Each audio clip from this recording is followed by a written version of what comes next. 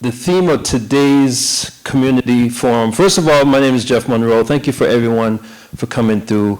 Myself and Sister Delia Farquharson are going to make sure that we put to the floor not just the question of violence as our theme for today is meant to kind of spark conversation, but also to come out of here with solutions that sound doable, actionable, and sound solid in the way that we can organize around ideas to solve these problems, right? We don't just want to come together saying we want to solve the symptoms of a problem, we want to solve the actual causes of the problem. So before we start, I want to clip a brief 2 minutes of a video. The documentary was produced in 2005, I believe, or 6. It's called Bastards of the Party. And while everyone looks up that clip, we'll make it available in the appropriate technical spaces in a moment. But we're just going to watch a clip for a moment.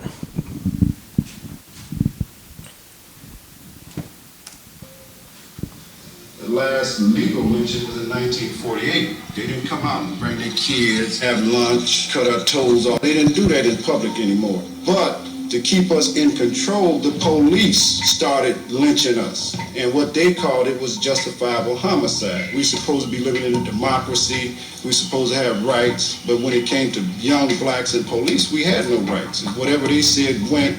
You know, if they got out the car and called us niggas or talked about our mamas or whatever, it was all right. If we said, hey, well, fuck you, then we was beat up, thrown against a car, charged with assaulting the police. But I think the young people, when they come in and they see the discrimination, the racism, when they look at our history of slavery and segregation, and then they look around today and see that nothing has really changed, they reject the bigger society. They say, hey, you could tell me about Christopher Columbus and George Washington. You can tell me about all them people all you want to, but I know that's BS. Because while you telling me about these people, you was whooping us, beating us, raping our women. So they reject that, but they have nothing that we as a people have created positive vehicles for them to direct that energy into. So it ends up being in a gang environment where it's just they out there for themselves. The black community has resisted the LAPD.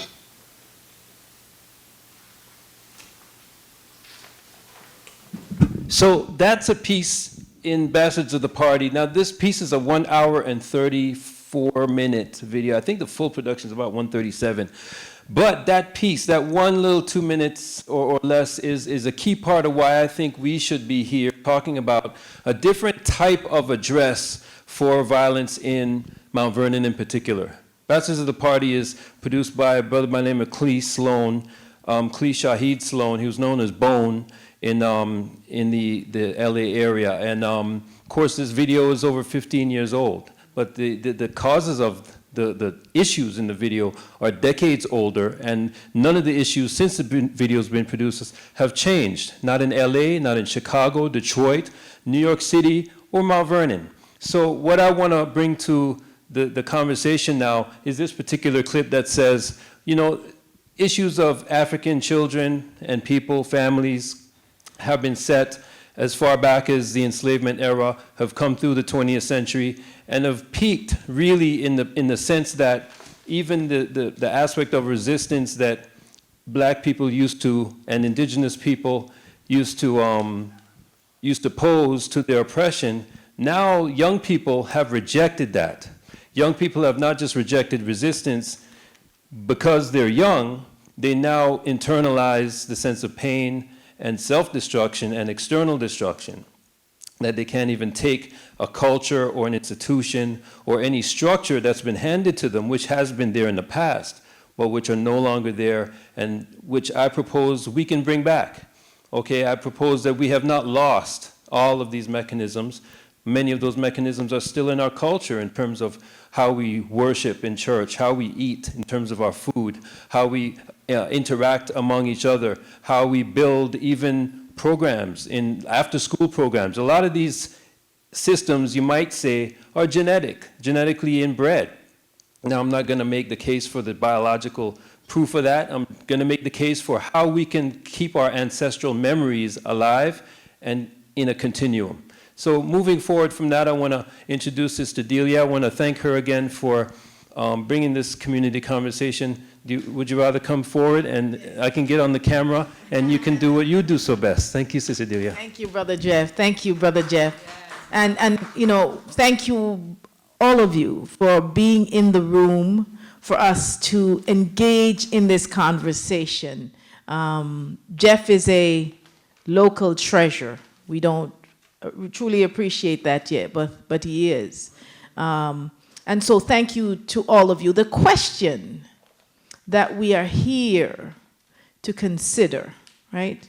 And this is indeed a conversation, is the pattern of violence that we are experiencing in our lives, both locally, nationally, and globally, right? You know, how come? How come this is happening and we reject that we are powerless against it, right? So we enter this room with that premise that we are not powerless against this violence. And so we are here to talk about the violence that we're experiencing individually, as a family, and as a community. And it comes on the heels of a 15-year-old stabbing a 16-year-old to death. And that is a pain for all of us. Like there are no winners in that situation. We've lost 2 children. We have devastated a community.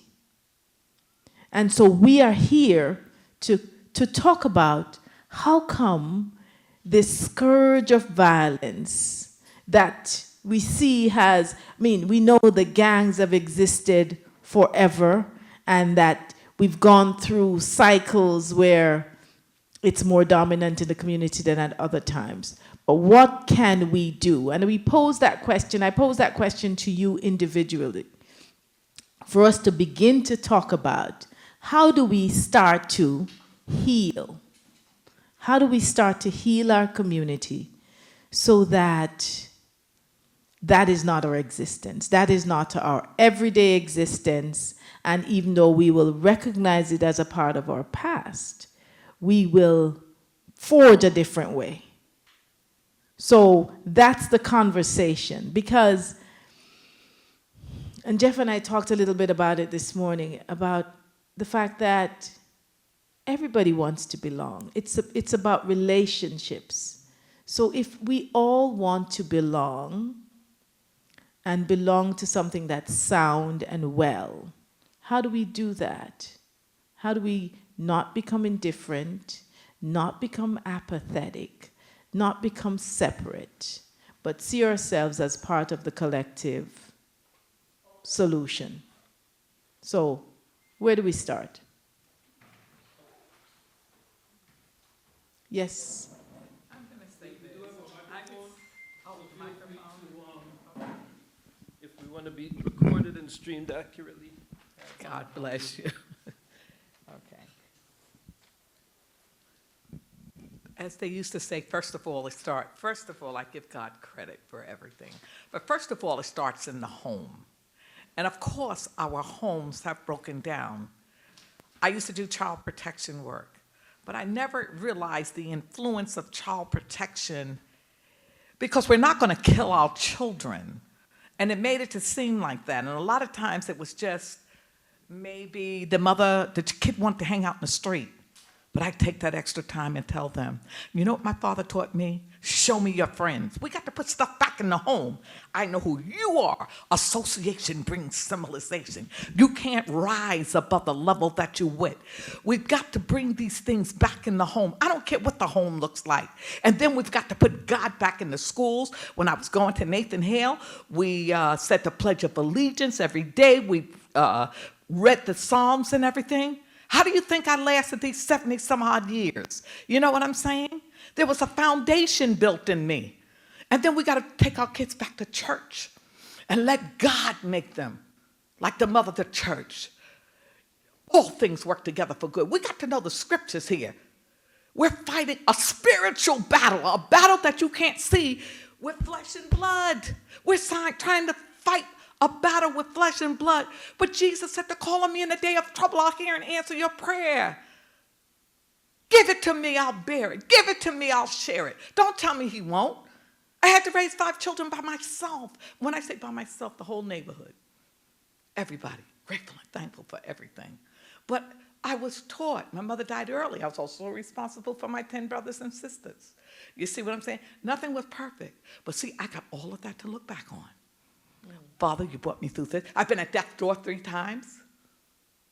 They said only a matter of a half an hour to live the first time, Guillain-Barré, 2 of this new COVID stuff, every tube known to man. We got to look back, and we can take our children back. We can do a lot of things. I wrote down some things, but I'm not going to take up the time. But Right. the main thing is, let's get the home straightened out. Let's get our neighborhood. Maybe get somebody, watch the children. Also, bring back the recreation center. I could play basketball every day. We got to bring these things back. What do you expect for the kids to do? Our minds can be our worst enemies. You don't have nothing to give them. What do you want them to do? They'll create. Right. But So they're not creating right. the lady behind you, but I heard a lot of things in what you said. So it's the spiritual connection. Definitely. It's the recreational. It is the structure in the home and supporting the home, and of course the village, right? It's the village. Yes, I feel it's all that too. I've been thinking of like, how can we get parents together? Because a lot of our parents, I don't know if they don't know what their children are doing, or they're turning a blind eye. My son is 36 and my daughter is 32. If I see my son, he's 36, with someone I never saw before, and I've been doing this since he's young, I asked him, who's that? Like, what's his name? And they call me a detective. Like, but I really want to know this because I'm like, it's just too much going out here. But I feel like we have to get the parents together and maybe have some type of forum, have someone come in and teach the parents how to know if your child is in a gang. I know they had at the Grace Church, they had a forum before, Stop the Violence. That was many years ago. And Divine Pryor, he came in, and it was like amazing how he was talking and telling you like, this is how you know if your kid is in a gang, and just giving them signs. And we really need this, and we need something for the kids to do. They need trade. They need hope. If they don't have hope, then they're not going to look towards the need. They also need to learn about who they are. They don't know who they are. They really think they came from slavery. Like they just woke up and we were slaves. No, we have to show them that you are great. You were great. Your ancestors and your grandmother's grandmother, great-grandmother, great, like, no, you were great. I tell my kids that all the time. Like, you have to, ancestors, people make that name, I don't know why, like, bad, but it's not bad. An ancestor, look it up.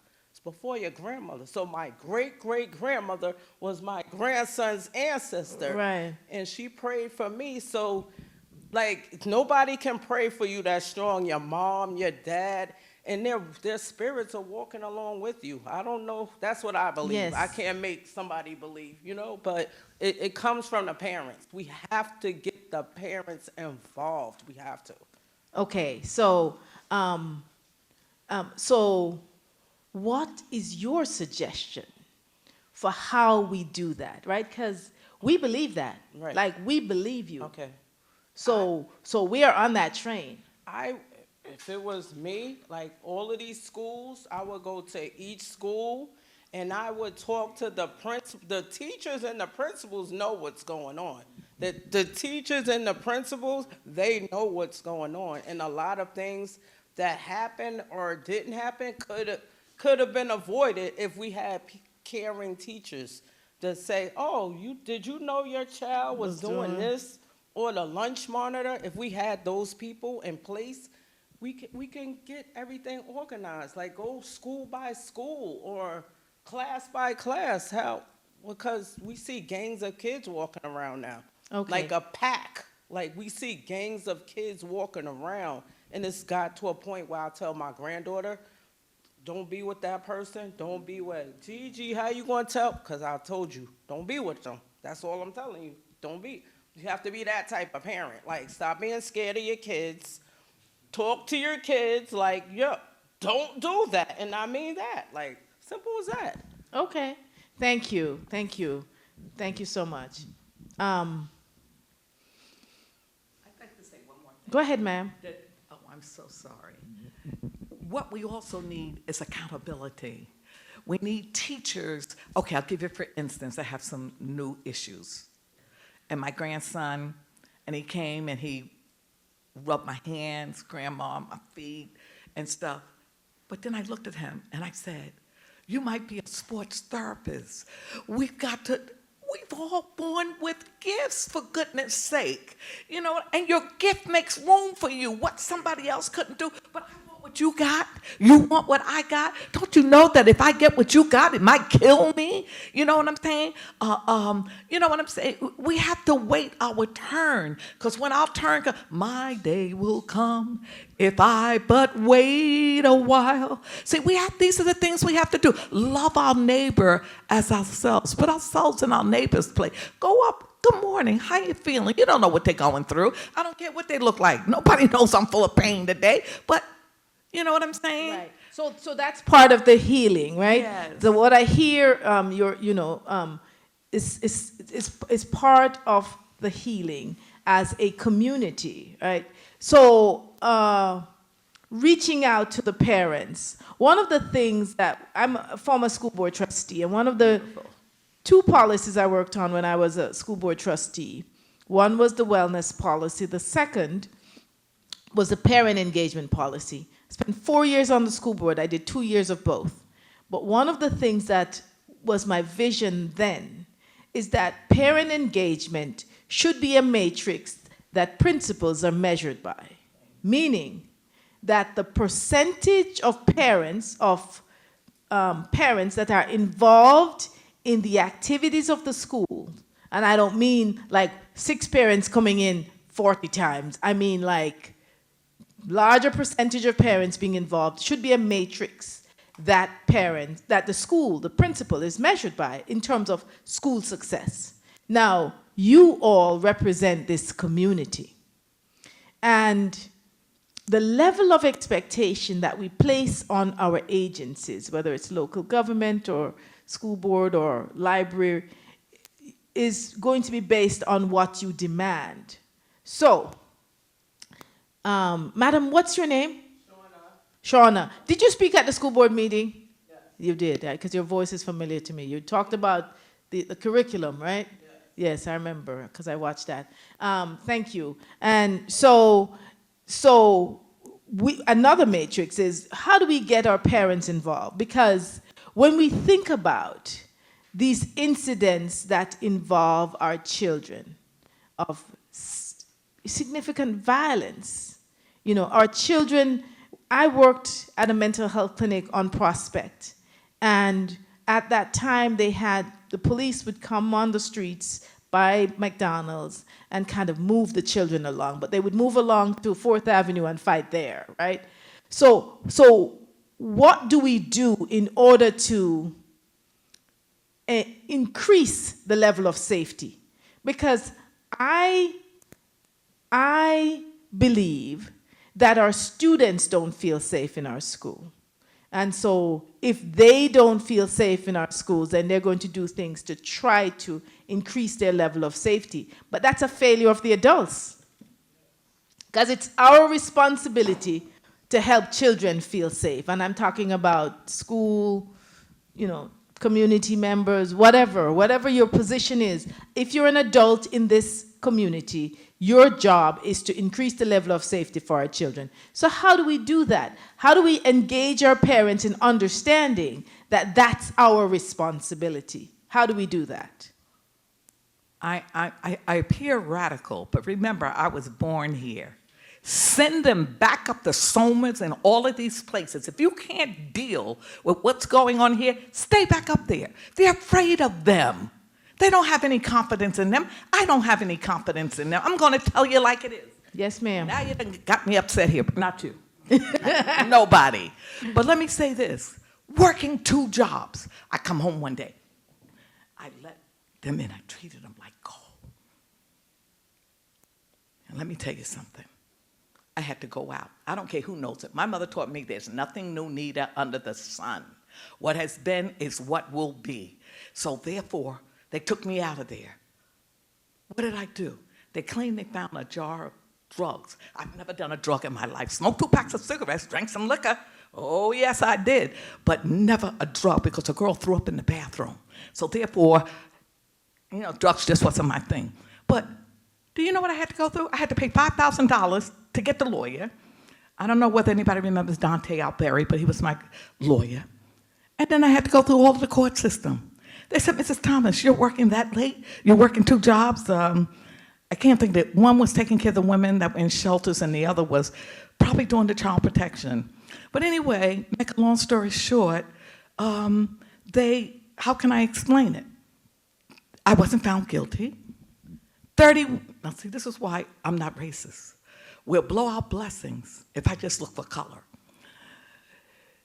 It was 31 white and 1 Chinese voted for me. They said, we're all working, Mrs. Thomas. We're not in our houses all day long. Sometimes we don't know what our children is doing. So we've got to put things in place for the children, for the parents that have nobody. You know what I'm saying? They want to do good, but my mother was home all day. So anything coming in that house, and my father said, get that mess out of here now.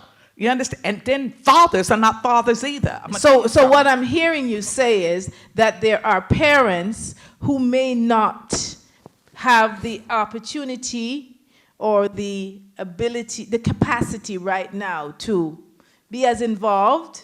Is that what I hear you say? Right? So, and that's true, because there are some parents who are terrified of school for immigration issues, right? They're not going into a building for no reason. There are some parents who are working 2 jobs. There are some parents who are doing overnight jobs. There are some parents who, because they are dealing with other medical issues, maybe substance use or other kinds of things. So there are parents who have other challenges, but that does not negate the fact that our children need protection.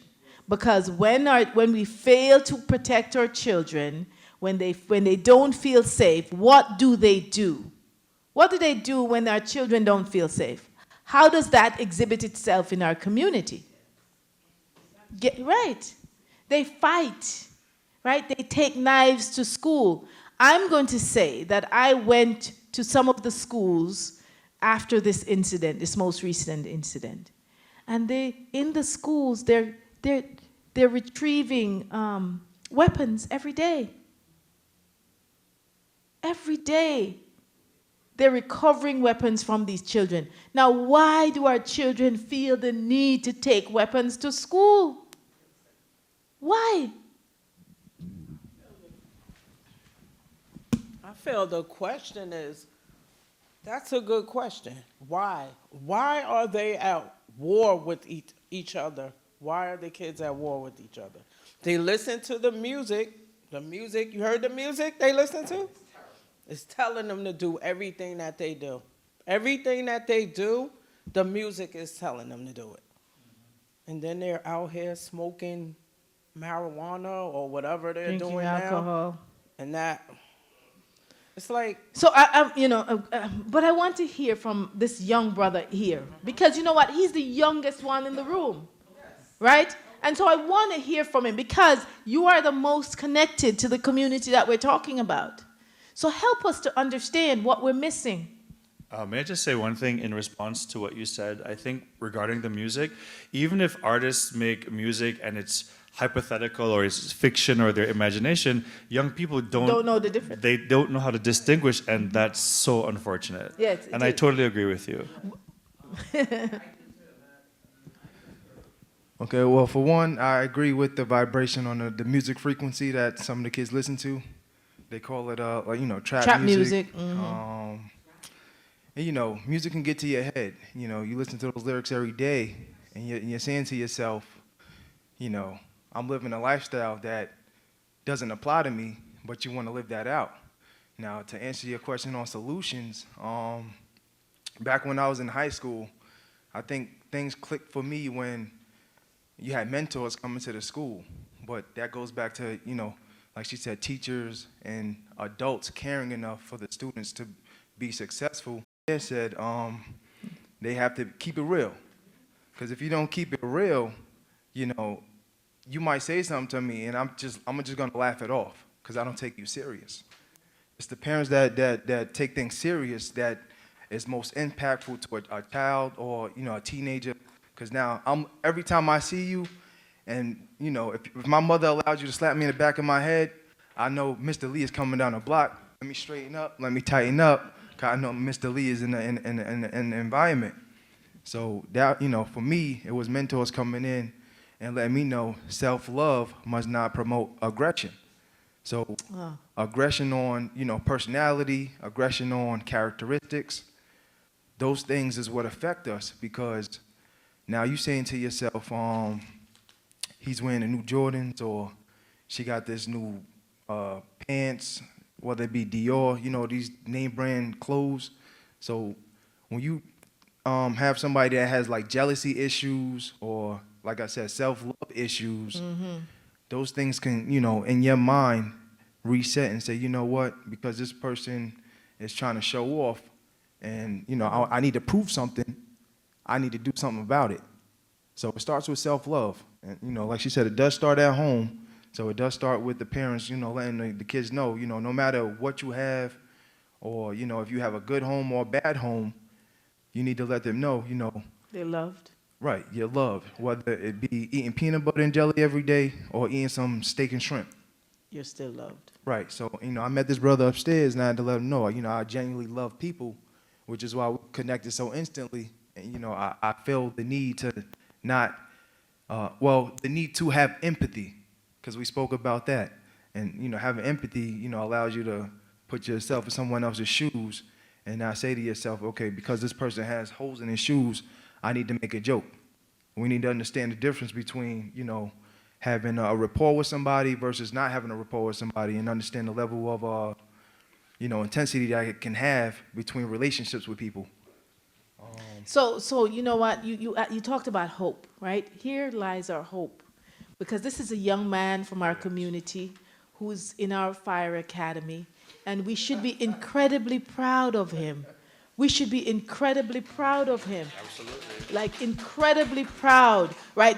So here lies our hope. Thank you, Devin. Thank you. So let's go back to the music. You want to go ahead? And I just want to reiterate what the mother said about your grandson touching you, and he could become like a sport therapist, and how that connects to what you said, and self-love and the curriculum, and students need to know what they're good at, and to celebrate that, and to tap into that, and maybe there's not enough of that going on. And teach your children good touch, Bad. Anybody's touch that makes you feel bad, get away. Go tell your mother. Tell somebody in authority. You see what I'm saying? Absolutely. We've got a lot of, as my father would say, one and ones don't make a good two out here too. And there's a lot of mental illness. Our minds and bodies were not designed to handle the pressures of life. Stress. Coming down to stress and everything else that's attacking the neighborhood. But our parents could live through it. My father said, you eat what's set before you. Ask no questions. The man came, he looked at my feet, Mr. Perkins, and he gave me these old thick shoes to wear. And you know what I did? I took my bicycle and I used them for brakes. But I'm just telling you, kids. But you'll look at me and I'm just, because I'm not really out there. I'm just need it. But everybody knows that I'll do anything to help anybody. But I'm training my kids to be the same way. Darlings, what you're doing, you're planting seeds. Seeds to make you better. Seeds for your next generation. You know what I'm saying? Love your neighbor. Pray for those that you, this I teach my grandchildren. Thank you, Mrs. Thomas. So a couple things I'd like us to kind of just to unpack, right?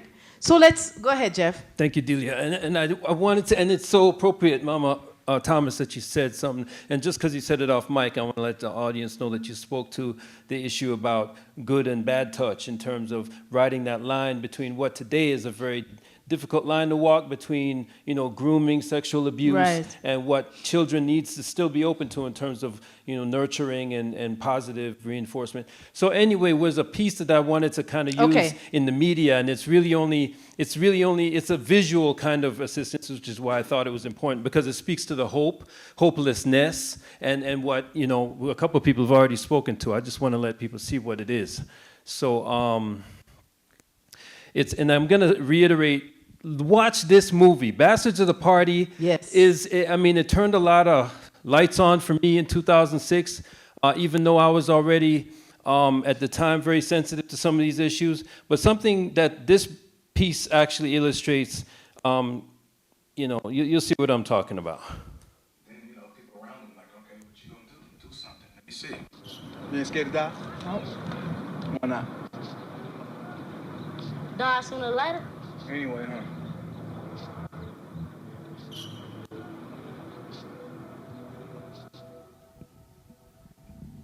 Somebody slaved me a book. See, this is a piece right here. When I first saw this movie, I was still maybe 20, no, not even 20, maybe 13 years out of the U.S. military, and I was still very active in the Harlem Vet Center, where a lot of outreach and social work is done. I was never qualified as you are, Sister Delia, but I was given a lot of insight into how combat stress and post-traumatic stress disorder and that kind of thing affected veterans. Now, people who are shot at, watch death, blood, etc., and still have to live their lives after they leave, and have been living their lives since, at least at this point, since some are still alive since maybe World War II, but certainly since Korea, Vietnam. These American imperialist wars have brought a lot of men and now women into society with combat stress. And this piece right here, this young man in the video, if you don't hear the audio, the producer says to this young brother, says, "You ain't afraid to die?" The young brother says, "Nah." He says, what does he say? I want to quote correctly. Die sooner or later. You're going to die sooner or later. And he's not even looking at the brother talking to him. Right. His vision is off into the distance. His mind is somewhere else where his body is in the conversation. In the combat community, we call this 1,000-yard stare. Yeah. I don't know. You can It's called speak dissociation. Dissociation. I want to speak to that. In fact, Delia can speak to it maybe more importantly, but I think rather than being academic and abstract, I want us to remember that our kids, and many of our adults, quite frankly, but our kids more so now, are suffering combat stress. You'll probably never hear that on the news or in the schools or in the church, but this is what it is, and this is what our children are dealing. It's trauma. It's trauma, So we are living in a traumatized society. First and foremost, understanding that it is not normal for you to see a dead body outside of a funeral. So many people in our community have had that. It is not normal for us to have experiences that make us feel like we could die or we are going to die. All of those things are the basis of trauma, right? So when you think about it, and if we did a survey of our community, that's what we'd find, that we've had so many people who have had these experiences, near-death experiences, terrifying experiences that have left us traumatized. Now, we are collectively, vicariously traumatized by watching this video of this 15-year-old taking, the life of the 16-year-old. That's vicarious trauma. So we cannot be normalized to this experience. We have to understand that when this little boy says, without even blinking, of that sooner or later. Indifference. I was in a school, and that's what a staff member said. Staff member said that this is the fourth student that he's had die. Not in the school, not in this school, because he came from a different school district apparently. But I said to him, I was worried about him because he said it in such a way that, like, 4 people have died, like, indifferent, like, after 2 or 3, you'll be like, oh, here goes another one. We cannot become that, because if we become that, we've lost our humanity. I'm glad y'all are having this conversation. You know, I hear, first off, to what Jeff just showed, I saw something in LA probably about like 20 years ago that shook me. They asked a bunch of kids in South Central LA what they wanted to be alive, and the 7-year-old kids, what they wanted to be when they grew up, and the 7-year-old kid said alive. Ooh. Like, that just shook me. But in addition to that, like what we're dealing with, I heard people use the expression, you know, our children are dealing with PTSD, like they're like soldiers when they come home from war. The problem with that example is the soldier comes home from war. The kids live in the war zone. They go to school in the war zone. They travel in this war zone.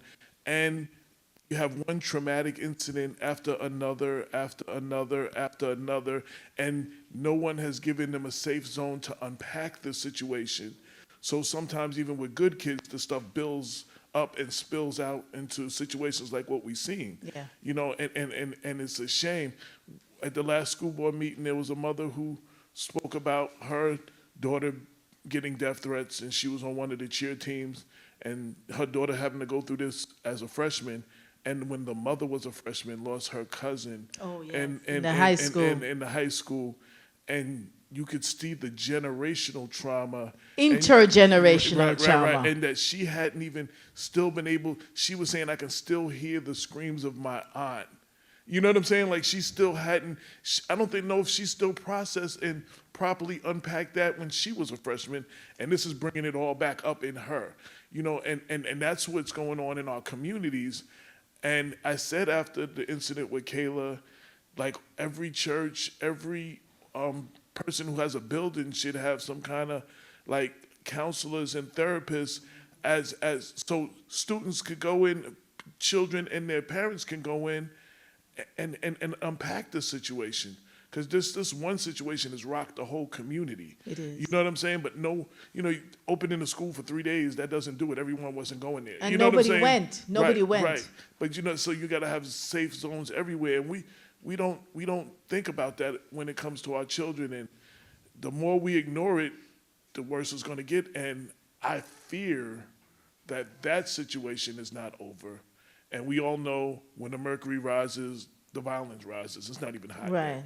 It's not hot yet. It's, you know, maybe got it. So a few things, right? Thank you, Brother AJ, because I think the lens that we must examine this through is the lens of trauma. Because what you talked about, you said soldiers come home, right? But when you're living in it, it's chronic because it's every day. You don't get separated from it. When you are traumatized, you become hyper-vigilant, right? Because you expect that whatever caused you to feel terrified or afraid will happen again. So the hypervigilance is demonstrating itself as our children needing to take weapons to school, because you got to be on guard. You know, you got to be on guard, ready to fight at the drop of a hat. And so we must use the lens of trauma in addressing this, in identifying solutions, and helping, because what's the part of the brain that's affected with trauma, the amygdala, right? It's the flight or fight area of the brain. And so what has to happen, you know, Bessel van der Kolk, who's one of the people who studied, you know, PTSD, but one of the things that needs to happen, what the research is saying about trauma, is that we are not able to incorporate the traumatic experience into the narrative, into the fabric of our lives, so we can carry that. So it's carried outside in a way that makes you hypervigilant and makes you dissociate, where it's almost like you're having an outer body experience, right? And so how do we, one, elevate the level of awareness about trauma, that we are collectively traumatized, like we are not spared.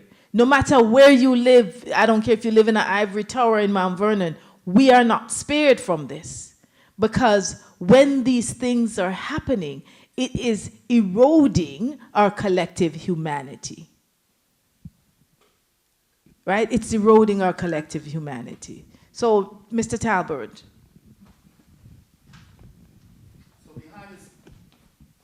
Behind this incident that took place with Kayla Green, I had a young lady in my community write me a letter. She went to she is going to the Montfort Academy. Oh, I got that letter. And so one of the things she said was, that's not my particular school community. She said, but, Mr. Talbert, I was hurt. And the idea of trauma, she experienced trauma. Yeah. She wrote a very poignant letter to me. So one of the things that I picked up on it, one of the things that she said was, we need action from you. That's right. And that's been the biggest thing that I've seen. People don't know how to engage in positive action, and we're not prepared. Yeah. These things are not new. They've been taking place, but we're not prepared. We're not prepared to respond to them.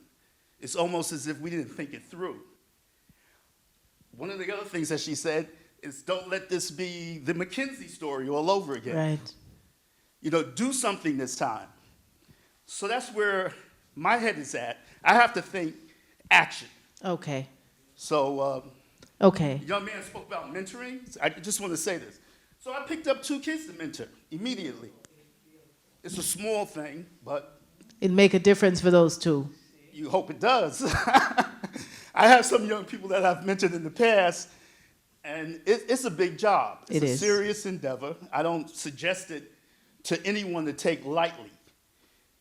But as a community, we have to mentor our young people some way. We got to find that mechanism.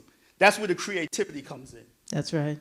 And I would say, I try to go by the Nguzo Saba 7 principles. Right. So collective work and responsibility in your community, we got to think more collectively. That's right. And we have to come up with suggestions that incorporate us all.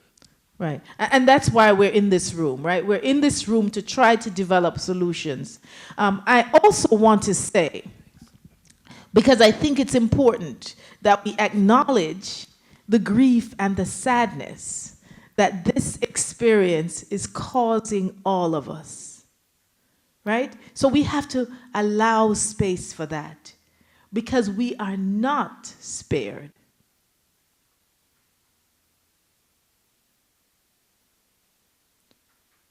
We are not spared. Our responses are sadness, because I felt your sadness, Mr. Talbert. I did. I felt his sadness, but our sadness is a normal response to an abnormal situation. This lady here, Mrs. Thomas, just a moment, and then you. You forgot my name. No. Good afternoon. Yes, I'm Minister Faith Walters, and I have been in Mount Vernon for 21 years. I moved here from Yonkers, and I have been trying my best to make a difference in my community. I lived over in Millington Street, and I did a lot of services over there, fed them, talked to young men over there, doing different things to help the community. And I've been doing that for about 16 years, trying to do the best I can. And I have been giving out food once a month. My ministry, we don't have a building. We lost our building, but we just keep doing things because Jesus didn't have a building, so we just keep doing what we do to meet the needs of the community. I have hung out with drug dealers. I have spoken to them, encouraged them, and I was talking to prostitutes, all of these people in Mount Vernon, and I have prayed with them, and some of them I met them again. Some of them have jobs. They came off the street. You know, they're not doing drugs anymore. A lot of ex-convicts I worked with. Even I got on television because of one student, a young man that died, Doug E. Williams, that died over by the nursing school in 2009, May 2009. Actually, this year, he was 16 years old. So he died, and nothing, because he was wearing red, so the gang, they shot him because of that. And I never met the family, but the Lord led me to them, and I was able to encourage them and be there with them in that moment, because knowing about grieving, you don't even have to say something. Your presence there is very important, you know, and praying with them and just being there in that moment is powerful, you know. And then to have the young lady that died December 31st, 26, yes, Shamoa. And what I understood about that, I always want to be part of doing something, part of the creme de la creme, so to speak. I do my little stuff behind the radar, and the Lord led me to go to the clergy, and I tried that. Of course, they're very political, so that didn't really go too far.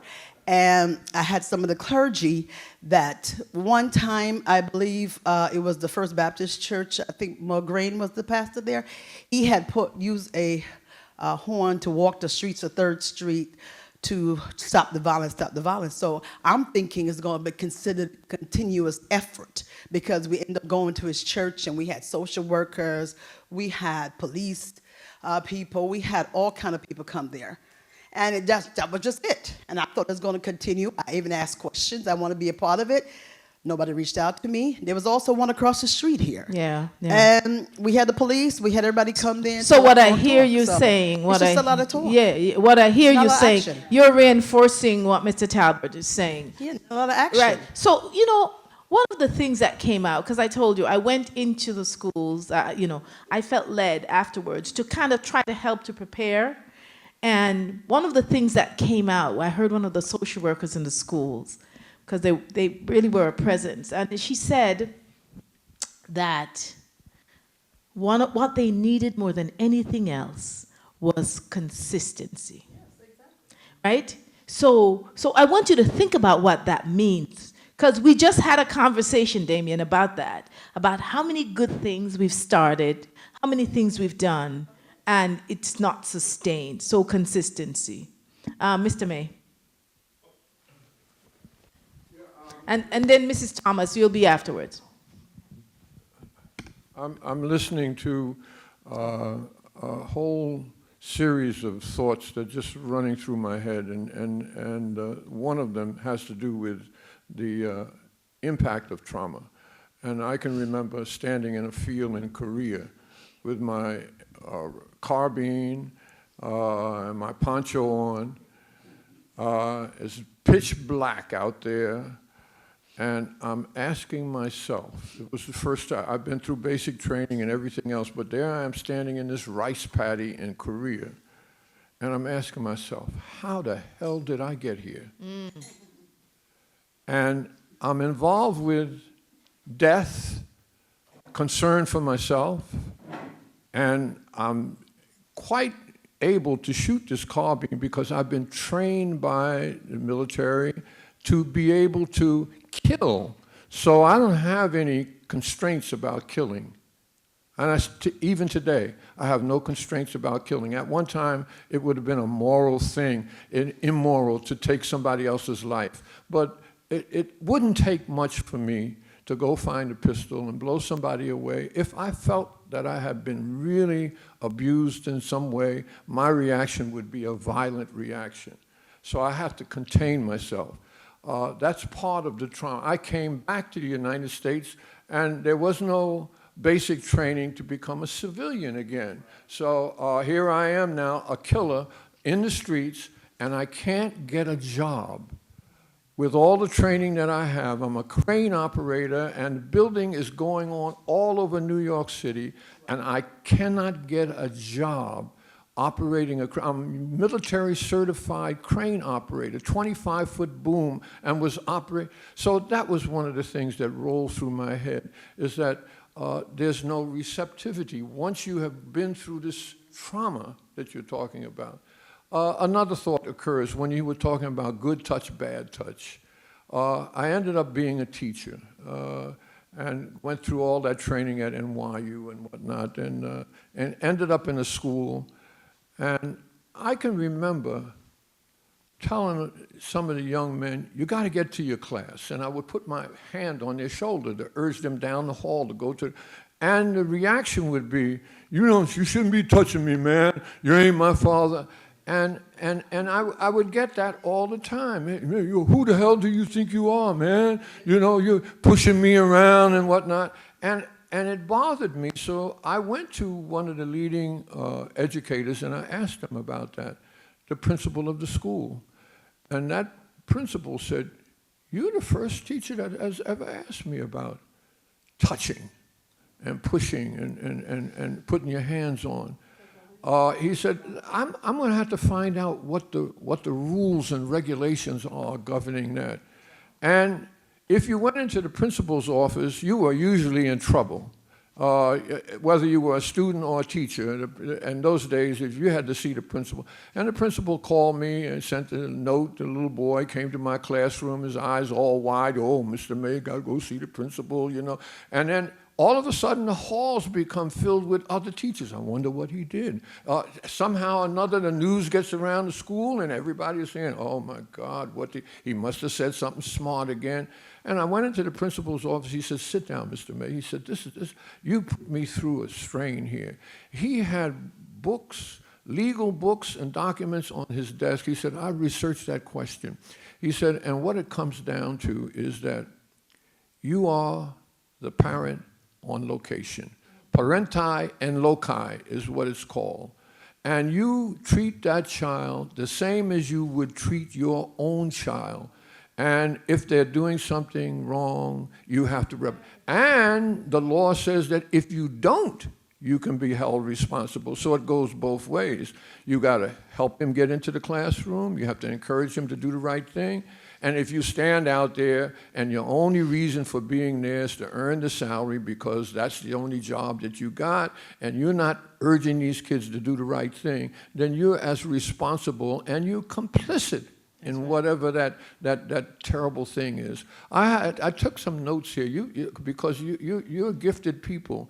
And sometimes I have these thoughts and I don't know what the terminology is, and it's good to know about vicarious trauma. I had never heard that term before. It's good to know safe zone. Oh, man, where is the safe zone? Where is the safe zone? I'm talking to an administrator in New Jersey. I could go on for a long time, but I'm going to finish up with this. And I'm talking about the problem that we had here in Mount Vernon. And this administrator says to me, oh, well, we didn't close down our schools in this community. And the children were asked to wear masks, and they got their vaccinations and whatnot, but we can't teach them. They're sitting in the classroom in another state. And he called it the death stare or whatever it is, this where their minds is way off somewhere else because of the pandemic. Their parents are unable to provide them with the reassurance because they're in a state of trauma at home.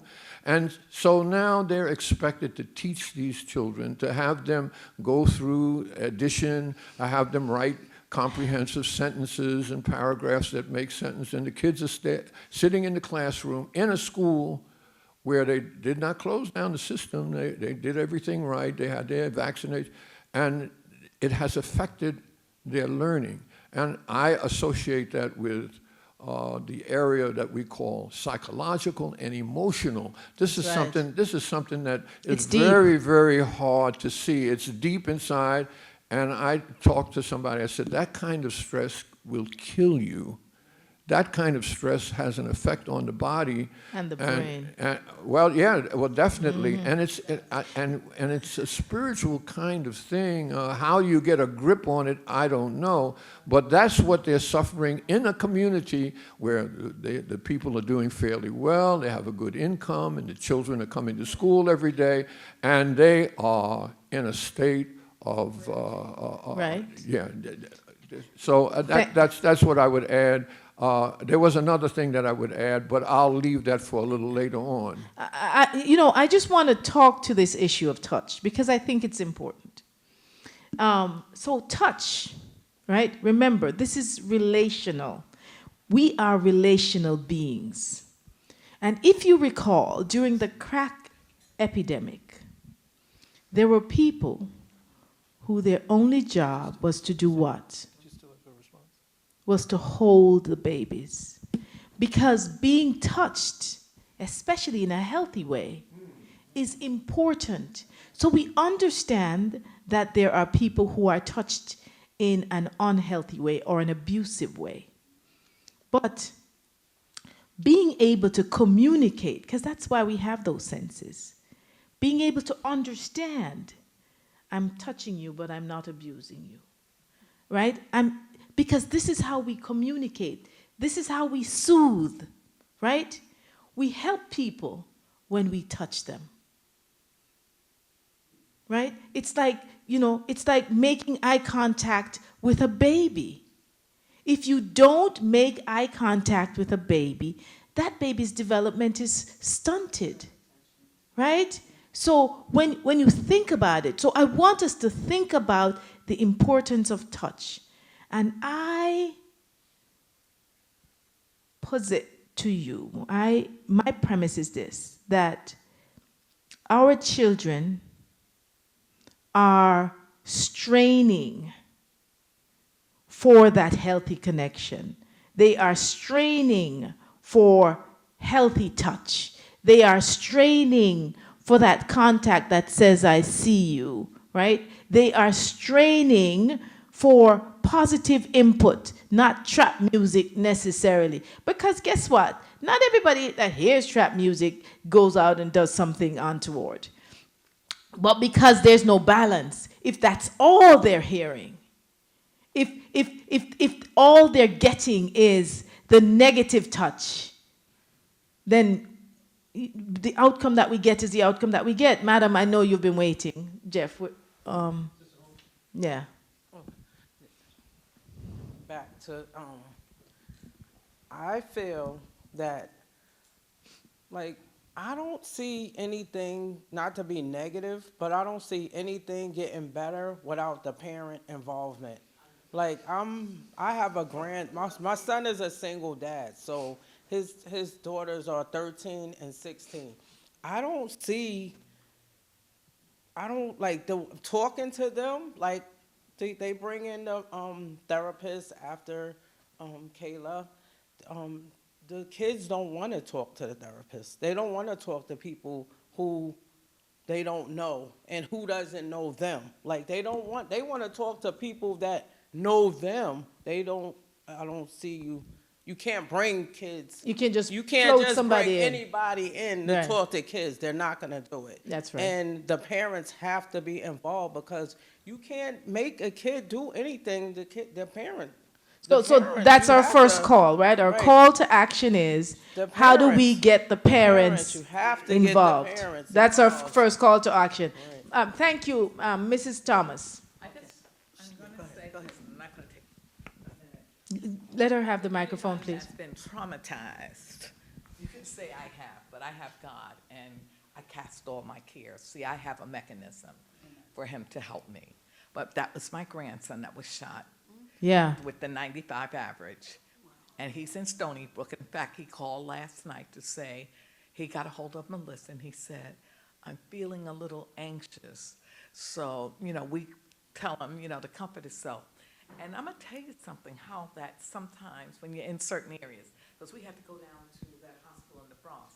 And when the doctors walked in the room and the first thing they said was, do you know who shot you? And there was a group of them. I said, I beg your pardon. When I was 5 years old, my father had a TV business. And I said, the first thing he taught me, if it wasn't 12, you say good morning. If it's after 12, you say good afternoon. And if it's evening, you still have to teach some of these people with education. Because without wisdom, you're just as, I can't even That's the explain. humanity piece, right? That's the humanity piece, Mrs. Thomas. Because what he saw was not a child that has been hurt, but a gunshot victim And he probably looked at your zip code and said, oh, it's Mount Vernon. Right? So that's the loss of humanity that we must reclaim. And then after that, and they found out all, and you know what he told them, Tommy? He analyzed this medicine. And you know what he said? I see too much of this around me. I will not take that drug because I'm not going to become addicted. See, and they did not expect to hear that. So then after that, they had him, because he plays the piano just like they told him, the flute, the guitar. Don't ask me where he received his gifts from. And then you have his brother waiting for me to come pick him up from school. And a little cousin might have did something with one, and, you know, they cut him in the back, and little Jared walking with Tommy when he got shot, he had to jump through a truck and broke his leg. femur. Mm-hmm. You know what I'm saying? But a lot is coming down upon the families, and we're going to have to find a way out, and it's going Trauma, all of those things, right? Traumatized 2 children who are doing the right thing. Who's next? Traumatized 2 children who are doing the right thing, and a family that's trying to uplift. One of the things I realized, I was a teacher in New York City for about over 20 years. And I find they took the control from the parents onto the children. And that was a big issue in the school system, because I had to sometimes talk with parents, teach them how to take care of their children, because the children come from the home, because a lot of them are in control at home as well. A lot of that goes on. So, and then the administration is afraid of the parents. They don't want them to come in and complain. So, you know, they give into everything the parents want. So if we don't start there and put back the responsibility to the parents, we're going to continue having these issues. Thank you. Okay. You then. Okay.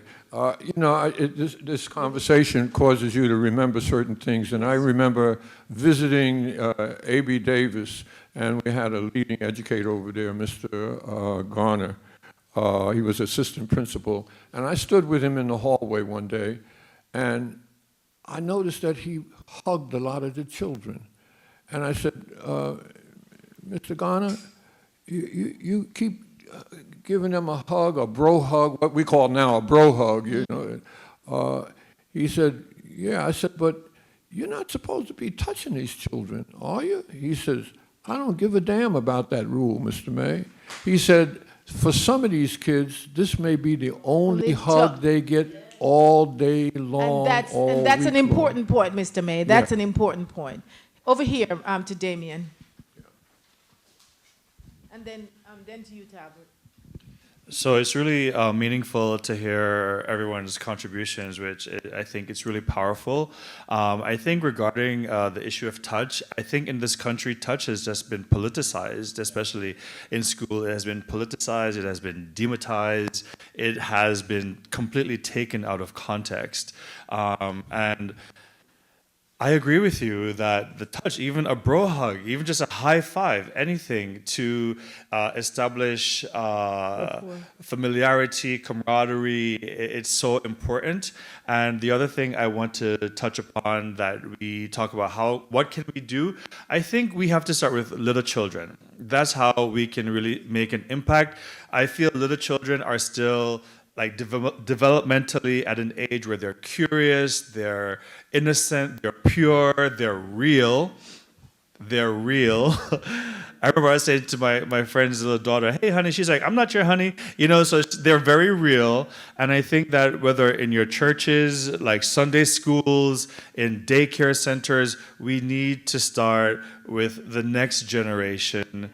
I think as we are as adults, we're already set in our minds. As young people, they're already set in their minds. But as little children, we still have hope.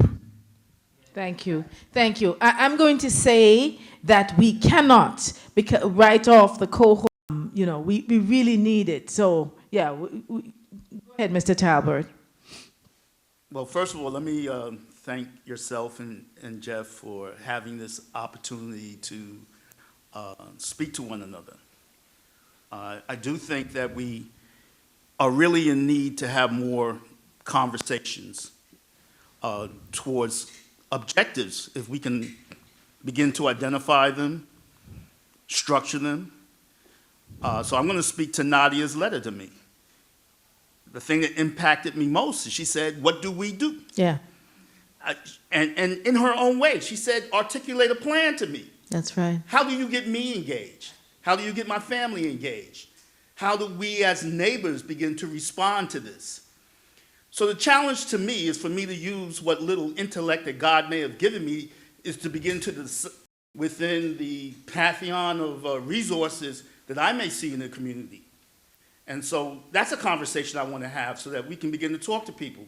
I have neighbors that are here, individuals that I've had the good grace to meet and deal with. And I'm sure they will see a pattern in terms of my interactions with them. I usually come together with them to get something done. I don't really like to. I got my own traumas. I hate to even tell you. I don't even want to talk about them. These kind of situations sometimes bring up things you want to forget. Right. And you hope you never have to deal with again. But I keep saying to myself, you got to have therapy. And community needs to be the place of our therapy. We have to begin to do certain things in our community that create the safe zones for young people, that create patterns of interaction for them, that allow young people moving into adulthood, again, like Nadia, who wrote the letter to me. And she's saying to me, I want to do something. I want to be empowered. How can you help me? Help me design something. I'm ready. Okay. Don't let this go. Okay. So, and I'm so glad you're here because this is actually building on our first conversation, right? In March, where we talked about developing community gardens and green spaces, right? And making the environment more responsive to the needs of our community. And somebody said it, or two people said, we need community resources. We need a community center. We need a community, this is our community center essentially, because we don't have another space where we gather, right? And so invite Nadia to our next community conversation. Tell Nadia we need her in the room, right? We need Nadia to help us to develop the solutions, because we cannot, you and I, smart as we think we are, right? We don't have all the answers. And it is going to take that collective, right, that our ancestors taught us, because that's the history we come from. We come from a history of the collective, of working together to resolve the issues. And so that's what we're doing. So we are reassembling the village. So tell Nadia that's what we've started to do, that we have started reassembling the village, and she is missing. We need her here. We need Nadia to come so that we can all start to work on where we go from here.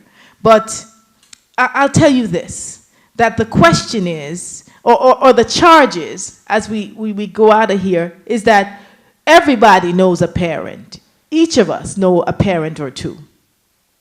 And so that's the invitation, is to say, we are gathering the village. Will you come?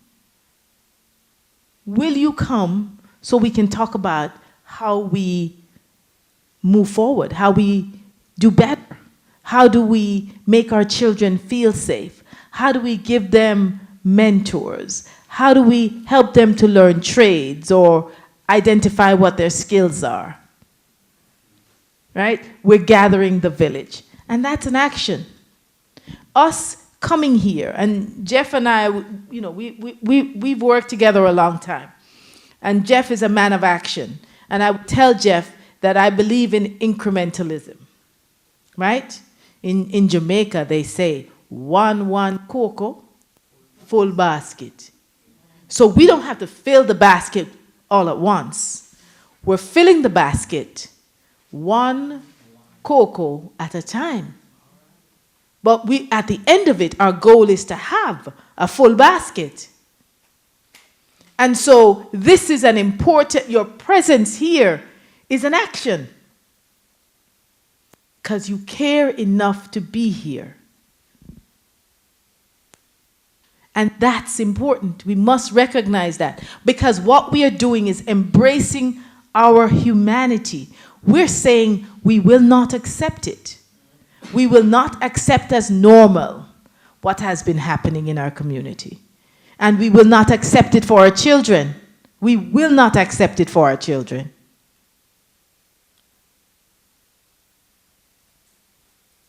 Yes, ma'am. Where's the microphone? Nadia could maybe bring one or two of our friends, them, who is thinking like her. Maybe she could bring one or two of our friends, and then, it would be better because we have a different age group listening to us, and we listening to them. So thank you. I agree, because that is how we're going to arrive at a solution. So, do you want to say something, sir? Oh, no. Okay. Saving his walk. Thank you. I'm not going to say anything really except to thank everyone for coming out. Delia can close us out, but we do. Yeah, we have to. We have. We have to be out of here by 5 o'clock. I'm advocating for longer hours in the library or Sunday hours in the library. Not that anybody's listening to me, but I'm advocating. Yes. Yeah, we do but need I want to thank you all. I think, thank you for being here, for making this your choice.